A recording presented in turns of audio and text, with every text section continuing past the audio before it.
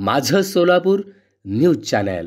राज्य उत्पादन शुल्क विभागाच्या भरारी पथकाने 26 फेब्रुवारी सोमवारी मिळालेल्या खात्रीलायक बातमीनुसार मोहोळ शहर परिसरातील सोलापूर पुणे महामार्गावर पाळत ठेवली असता सुनील बाबूराव चव्हाण वय 36 वर्ष राहणार गणपत तांडा बक्षी हिप्परगा तालुका दक्षिण सोलापूर हा इसम मारुती सुझुकी एर्टिगा क्रमांक MH13 DY 2548 या चारचाकी वाहनातून 5 रबरी ट्यूब मध्ये 500 लिटर हातभट्टी दारू वाहतूक करताना आढळून आला। आरोपीच्या ताब्यातून 25,500 किमतीची हातभट्टी दारू व 9 लाखांची कार असा एकूण 9,25,500 किमतीचा मुद्देमाल जप्त करण्यात आला असून त्याच्या विरुद्ध महाराष्ट्र दारूबंदी कायद्याअंतर्गत गुन्हा दाखल करण्यात आला आहे। ही कारवाई राज्य उत्पादन शुल्क विभागाचे आयुक्त डॉक्टर विजय सूर्यवंशी, संचालक प्रसाद सुर्वे, पुणे विभागाचे उपायुक्त सागर धोमकर यांच्या आदेशान्वये व अधीक्षक नितीन धार्मिक व उपअधीक्षक संजय पाटील यांच्या मार्गदर्शनाखाली प्रभारी निरीक्षक सुरेश झगडे, दुय्यम निरीक्षक शिवकुमार कांबळे,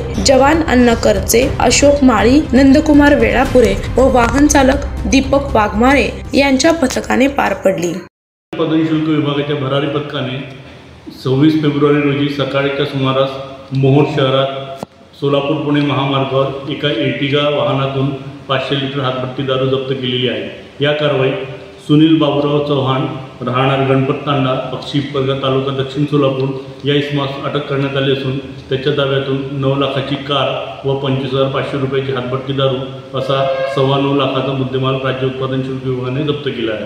ही कारवाई दुय्यम निरीक्षक शिवकुमार कांबळे, सुरेश झगडे, अण्णा करचे यांच्या पथकाने पार पाडली। माझं सोलापूर न्यूज चॅनल लाईक करा, शेअर करा आणि सबस्क्राईब करायला विसरू नका। माझं सोलापूर न्यूज चॅनल।